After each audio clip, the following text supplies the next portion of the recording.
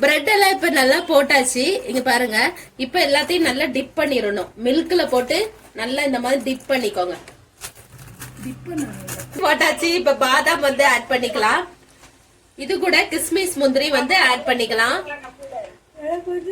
வந்து இதுக்கு மேல சேர்த்துக்கலாம். ஆல்ரெடி வந்து நம்ம சேர்த்திருக்கோம். இது மேல லைட்டா தூவி விட்டுலாம். இவ்வளவுதான். ரொம்ப சூப்பரா இருக்குங்க.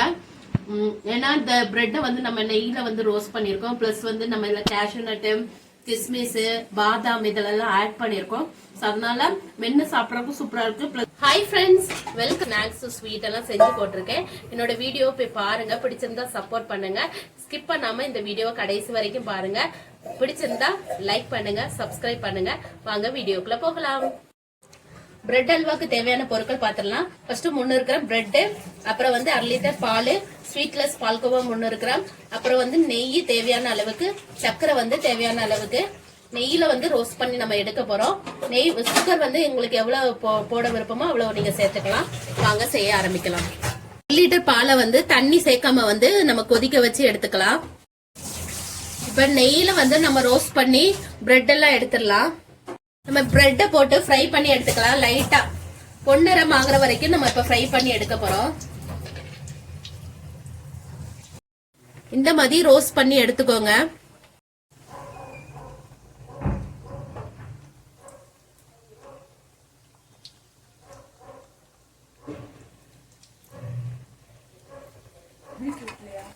பீட்ரூட் ஸ்வீட்லெஸ் பால்கோவா கம்மியா இருக்கு.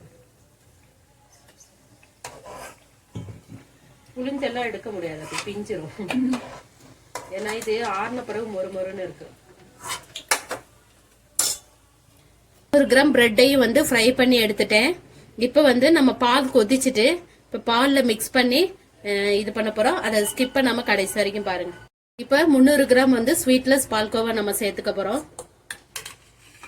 இதுலயே கரைஞ்சிரும். இப்படி மிக்ஸ் பண்ணிட்டே இருந்தீங்கன்னா கரைஞ்சிரும்.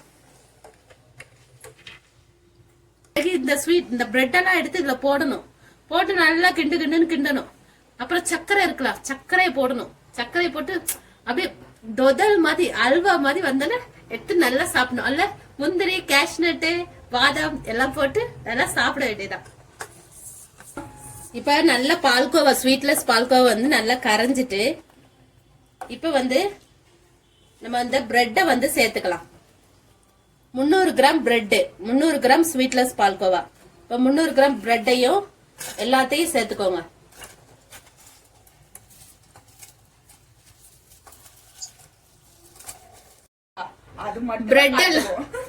பிரெட் எல்லாம் இப்ப நல்லா போட்டாச்சு. இங்க பாருங்க, இப்ப எல்லாத்தையும் நல்லா டிப் பண்ணிடணும். மில்க்ல போட்டு நல்லா இந்த மாதிரி டிப் பண்ணிக்கோங்க. குத்தி விடணுமா? இந்த மாதிரி நல்லா டிப் பண்ணிக்கோங்க.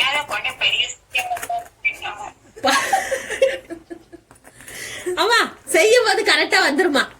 இது பால் சட்டி, அடி சட்டிக்கு போயிருமா? இங்க பாருங்க, இப்பவே பாதி சட்டிக்கு போயிரும். இங்க பாருங்க, எல்லாம் போயிரும். பாருங்க, கரெக்டா வரும். இத போட்டு எடுத்து இதெல்லாம் பண்ணி அதுக்கு அடிச்சணும். பாக்க பிரெட் ஃப்ரை ஆகிருக்கும் போது அப்படி பெருசா தான் இருக்கும். இப்ப நல்லா வந்து பிரெட் எல்லாம் உள்ள வந்து நல்லா முங்கிட்டு இப்ப வந்து நம்ம சர்க்கரை ஆட் பண்ணிக்கலாம். நீங்க 300 கிராம் சர்க்கரை ஆட் பண்ணிக்கலாம். உங்களுக்கு இனிப்பு ஜாஸ்தி பிடிக்கும்னா நீங்க 300 கிராம் சேர்த்துக்கோங்க. நான் வந்து எனக்கு இனிப்புக்கு தகுந்த மாதிரி சேர்த்துக்கிறேன். ஆனா அளவு வந்து 300 கிராம். கலருக்காண்டி லைட்டா வந்து எல்லோ ஃபுட் கலர் வந்து சேர்த்துக்கோங்க. லைட்டா சேர்த்துக்கோங்க, அதிகமா வேணாம். ஏன்னா பால் கலர் இருக்கறனால நம்ம வந்து லைட்டா ஃபுட் கலர் வந்து சேர்த்துக்கலாம். அப்ப கலர் வந்து நல்லா தெரியும். கலர் போட்டா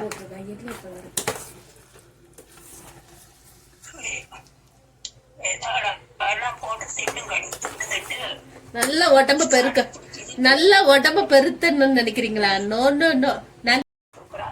இப்ப வந்து நம்ம வந்து நெய் ஆட் பண்ணிக்கலாம். நெய் வந்து 1 ஸ்பூன் போல லாஸ்ட் சேர்த்துக்கோங்க. டேஸ்ட் ரொம்ப நல்லா இருக்கும், மணமா இருக்கும். என்னவா என்னவா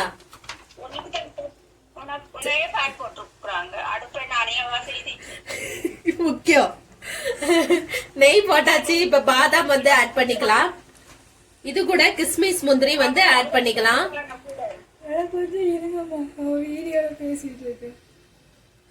இப்ப நம்ம பாதாம் ஆட் பண்ணியாச்சு. இதுல நம்ம கிஸ்மிஸ் முந்திரி ஆட் பண்ணிக்கலாம். உங்கள்ட்ட என்ன நட்ஸ் இருக்கோ நீங்க சேர்த்துக்கோங்க. இதுதான் சேர்க்கணும்னு இல்ல, எது வேணாலும் சேர்த்துக்கலாம். Your choice. அவ்வளவுதான். இப்ப நம்ம பாதாம் அல்வா ஸ்வீட் வந்து ரெடி ஆயிட்டு.